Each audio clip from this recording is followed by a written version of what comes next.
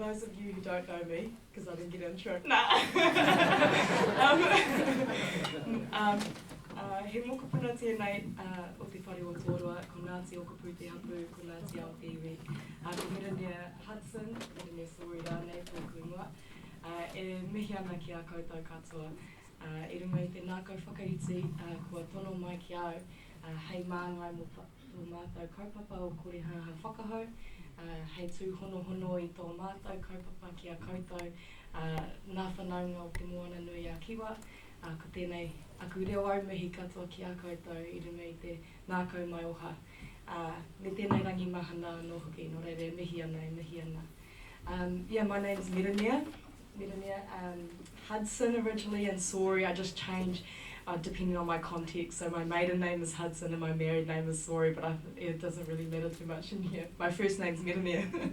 I'm really honoured actually just to be here to share. My hopes would have been to spend more of the day with you before just jumping up and speaking. I would have loved to have spent more of the morning with you, but I've just shot over from Whakatane, which isn't quite at the top. We're about an hour east from here and towards the coast. And yeah, I'm really happy to be here representing Korehaha Whakahau, which is the first iwi-led predator-free 2050 program. And yeah, we're here, I think we've been invited to share a little bit about what we're doing in the hopes that it might connect with your context. By no means is it a model or the expectation or anything like that, but this is what these forums are so unique and special for, is that exchange and that sharing of experience. And yeah, I'm just really grateful that something like this exists. So before I really get into it, I want to thank Cora and all of the organisers, the people who are probably visible and invisible that make things like this happen, because it is really special. And despite not having much time with you, it feels like walking into a room full of mates when you're all kind of starting from the same belief system and the same care for creation and for our whenua and for our taiao. So it feels like I'm in mutual ground here, and let's walk together, okay? Ka pai. So my kōrero today is about remembering people in place, and hopefully it's an encouragement for us as conservation projects, whether iwi-led, tangata whenua-led or not, that there's a real opportunity in the work that we do, and that's to connect people back to environments and back to whenua and back to taiao again. So I'm just going to share a little bit about how that's looked for us, and hopefully, leave some time for a bit more discussion, which is much more preferable than speaking.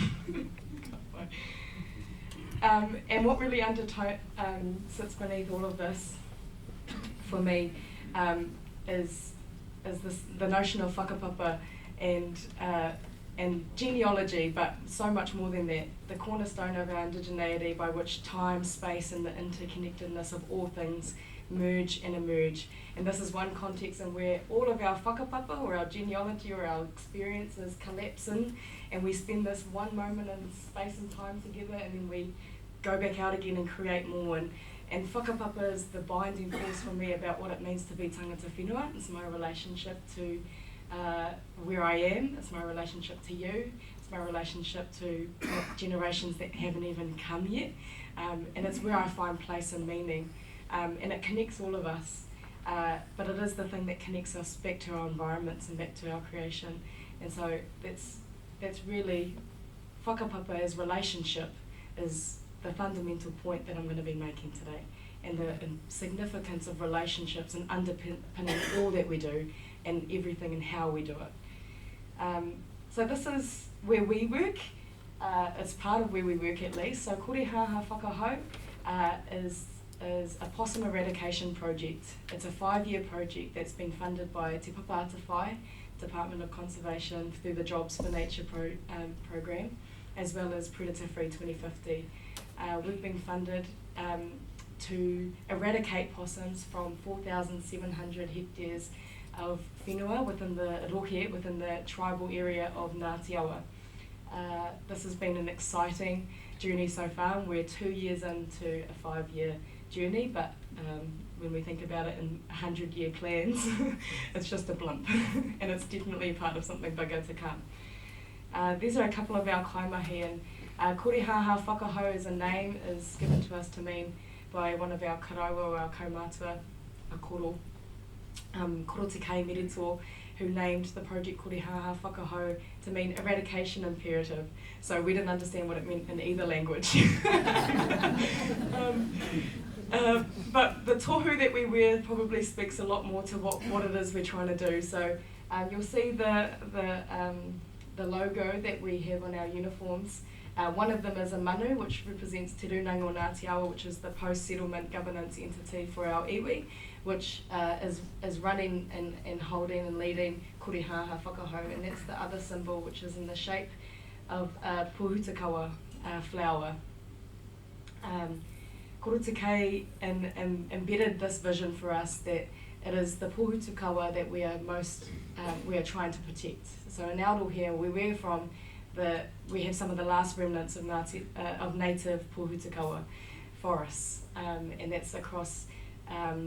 I'll give some geographic context, but it's probably just kind of going to go like this. But we're in Whakatane.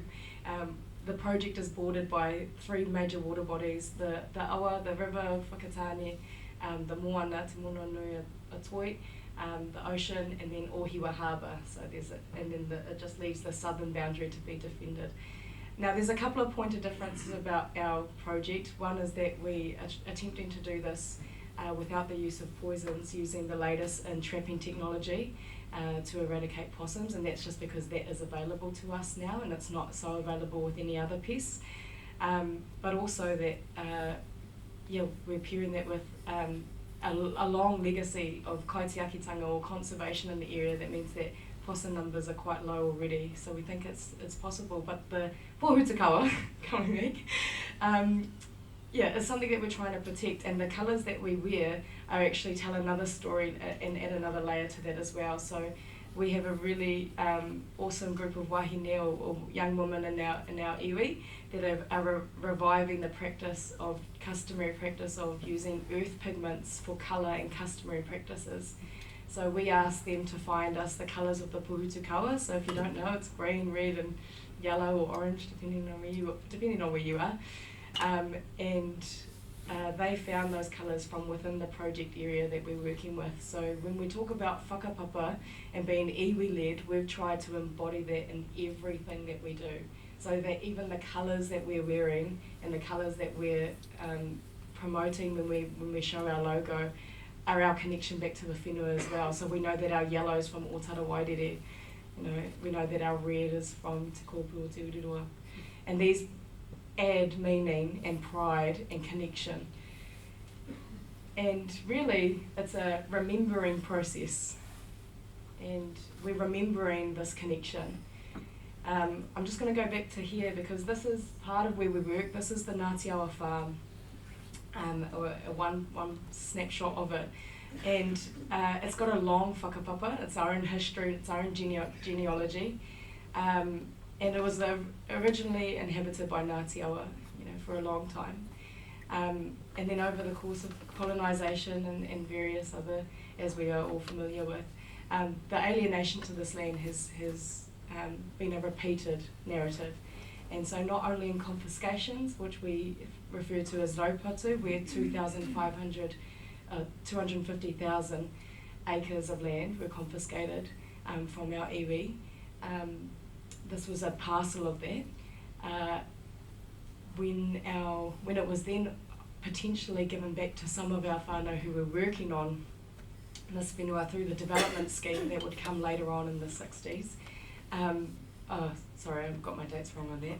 When that scheme would then bring people back to the land to work on it, they found that when they went to war and came back, that land again had been alienated further. It's been used as the University of Auckland's endowment fund. We're waiting for our scholarships still. Haven't got those yet. But when we settled as an iwi with the Crown in 2005, it was a part of the package of what was returned.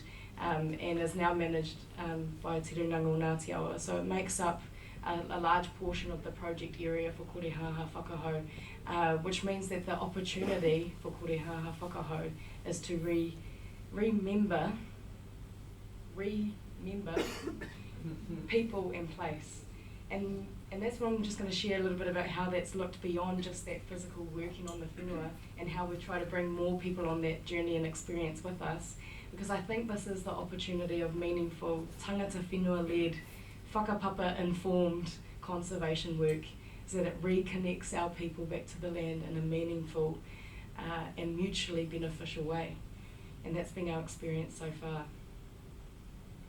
So the first way that this has looked for us has been around facilitating access. So despite the Ngāti Awa farm being administered by Te Runango Ngāti Awa, issues still occur in hapu or smaller sub-tribes still being able to access that farm. So it's not like we all rushed back on there and set up our homes. It's been a working farm for a number of years now, and people still feel disconnected from this place. So it hasn't worked out in the way that we potentially thought, but with korihaha whakahau and our kaimahi being on there every day, setting trap lines and setting up cameras, we've been granted this access that many tangata whenua haven't had. And so I should explain that my role was communications and engagement, and part of what I feel was my responsibility was making sure we had flourishing, beautiful relationships and through engagement. And so facilitating access for the local hapu to come back onto the farm and remember the farm again was a low-hanging fruit. It was very easy. All we did was have a breakfast. So we drove everyone up, and actually our dock mates were there as well, so Te Papa, Te Whai and Whakatane helped us get everyone up there on their trucks and experience the morning with us. All we did was set up a couple of tables and a couple of gazebos. We had a gas cooker going for cup of teas, and we just said we would love for you to spend this time how you like. And we had people share the whakapapa or the genealogy of the whenua. We had people share memories of when their uncles used to do all the fencing on this land. We had people share about when they were children and this was their backyard and they found all sorts of fun and scary things on the farm, and they would share all these stories, so open and willing to share this memory and this revitalisation of relationship. So we had parakwehi, we had breakfast, it was delicious. The kids got a ride in the thing. They loved it. I swear they were all wearing helmets. And the farm manager, who isn't tangata whenua and isn't from this place, but has been working on the farm a couple of years now, listened and remembered and was a part of that experience with us, which I'm sure brought more meaning to the work that he did. And despite being iwi-led, brought much more meaning to the kaimahi that listened to those stories and understood more about the depth of the relationship that they were inhabiting when they were working on this parcel of land. As Pahoira, I said our dock mates were there, and that was a really great engagement opportunity for them to hold the rubbish bag. Partnership in action. So I made sure we got that one in there. And secondly, another exciting part about this being the first of its kind is also the scary part, is that we really sometimes, a lot of the time, don't really know what we're doing or feel like we don't know what we're doing. And it can feel like we're in the deep end a little bit. And so we're on this huge learning journey, this huge learning curve, but we're trying to bring everyone on the journey with us as we're learning that. So yes, possums, but building the capacity and capability of our people to be kaitiaki on our whenua is really what this project is all about. But it doesn't just end with our kaimahi, although our workers, that are our rangers that are employed by this project, it actually includes our tamariki as well. So this was the beginning of our relationship with the local kura, Te Kura o Te Pāroa. These were their seniors coming out so what we did, we went to the kura and we said, we are a project that's happening, we're the first of its kind, we're iwi-led, we're here for the people, what are you doing that we can bring life to? And at the time, their science curriculum was looking at navigation. So we invited and we offered to align a curriculum that would support, to offer opportunities that would align with their curriculum. So we got their seniors out to do some mapping, some navigation. We gave them GPS coordinates and they had to go find where the trap was. We tested them on where north, south, east, west, and we tested ourselves. And we're all learning together, so this was one of those days. We also took them out, so then another one of the things they were learning in school was about material or matter, and this was again in their science curriculum. I'm also married to the science teacher, so I had an insider knowledge. Really helpful in terms of whakapapa and building relationships. They were learning about materials and matter, and like the story I shared about how we got our colours, we connected the Ko Wairaro Research Collective with the kura and took them out into the field to find this colour for themselves. So this is just in Ohope, where I'm sure many of them have driven past or gone to the beach, but potentially have never looked in the river to find their paint or to find their new art supplies. But this was them finding and discovering colour in our little manga here. This is Te Huku o Te Tuna.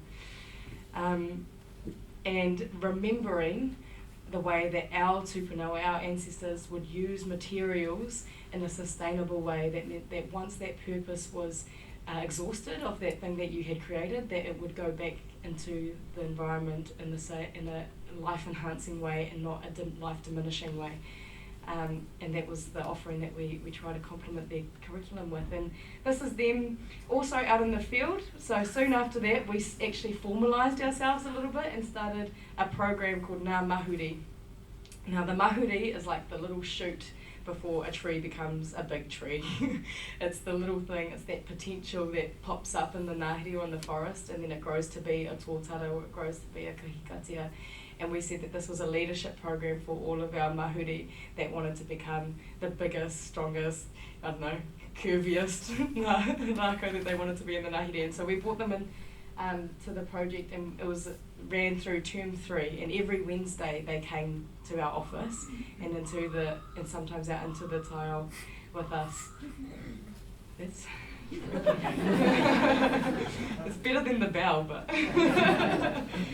And at the end of that, they actually managed. They got into groups and ran a project to make recommendations back to us based on what they had learned about how we could enhance the mauri of a particular site using the data from our tracking cameras, the data from their own observations, and the research that they had done about mauri or life and what would be a good intervention. They then brought that to us and made recommendations, and they were really proud of themselves and we were really proud of them too. But there was just that awareness that this is their responsibility and it's all of ours, but they're gonna be inheriting hopefully something better than what we've inherited. So the third thing, and it's connected to all of this, but there's this huge learning curve that I mentioned, and this is about elevating Indigenous memory, knowledge and practice. So while we're using the latest innovation and technology through zero invasive predators and their tech, that means we don't have to check trap lines every day, we just get a notification on our phone. It's actually in partnership or in connection to our own Indigenous mātauranga that is our point of difference, and I think will be our measure of our point of success. We are connecting that technology with the long-lasting intimacy with the knowledge that exists there to inform our practice and carry the way that we do what we do. So we have a research team who are trying to unpack customary knowledge of Ngāti Awa pertaining to the project area, and so they've brought things out of museums where they don't belong and brought them into our office to show this is what trapping would look like for manu or for birds back when our ancestors were trapping in the same area. What might this look like for the rodents that we are trying to find? This is the material that we've found on the farm that you're working in. This is the obsidian. These are the tuka. These are the rocks that are found there. These are the tuki. These are the taonga, the gifts. Sorry, you're going to have to help me translate. But this is the memory that exists that can inform our practice. And then as an extension on that, we invited a whole lot of, we were proud to host Taurikura Anamata just a couple of weeks ago, where we invited all of the Predator Free 2050 projects to come to Whakatane to Mātātua Wharenui alongside their treaty partner. So if they weren't already iwi-led, we invited them to reach out to who it was, the tangata whenua where their project existed, and come with them in equal numbers and experience this wānanga together, where we would look at what capability and capacity for tangata whenua to lead this work would look like. And we were trying to share experiences of what they would look like, much like this is attempting to do, but to make sure that we had addressed that there was a inadequate relationship status that existed amidst conservation work and kaitiaki, or with the tangata whenua of that land. But that relationship is really, or that lack of relationship is really pervasive, and it's across everything we know. So what we've really tried, and it's in our relationships with each other, it's a symptom, I guess, or something that comes from our colonial capitalistic context, is that we are so isolated from each other, from the environment, and from ourselves. So it's not that we won't create harm or cause harm on our environment, but it's the fact that we don't live in dependency, or we are not immediately impacted by the consequences of our actions. That means that we're not prompted to respond adequately to those consequences and addressing them. And so reconnecting people and remembering people back to place isn't just good for them, it's good for our taiao, because it means that we're accountable again, we're vulnerable to the relationship. What I do and what I don't do, and what I say and what I don't say, it might cause harm, but actually if it does, I'll be there, and I'm committed and devoted to seeing the right positive change that will come next. So becoming intimate with the impact of our words, our decisions, our indecisions, and our inevitable shortcomings, but being proactive in addressing them, because we are connected again to our whakapapa. And you know, this is one quote from a favourite poet of mine, and the reality is that we are all connected, and whether we live in a society that makes us feel isolated, it is surely not the case. It is not real. To feel abandoned is to deny the intimacy of our surroundings. Surely even you at times have felt the ground array, the swelling presence, and the chorus crowding out your solo voice. We are intimately connected, and we can't walk a sincere path in life without getting our heart broken. But with this relational vulnerability, relational accountability to each other and to our environments, we will respond appropriately with commitment and devotion to one another, because it matters, because your life is my life, and we are living in that reality again. So I think, just to end on that, I really encourage that wherever the relationship is or has been, that where it's going offers and encourages a genuine relationship built on integrity and trust. Because I think it doesn't matter what constitutions we have in place, it doesn't matter what MOUs we write up, it doesn't matter, you know, who's got the pen. At the end of the day, the reality is that relationships on the ground matter the most. And it's been a really privilege to see that this is a forum for those people who work on the ground as well, and not, you know, all those big wigs. So yeah, I just encourage you that if you're a ranger and you're working on the ground, you have the opportunity to facilitate that relationship. The power is in your hands. So yeah. Tēnei te mihi atu.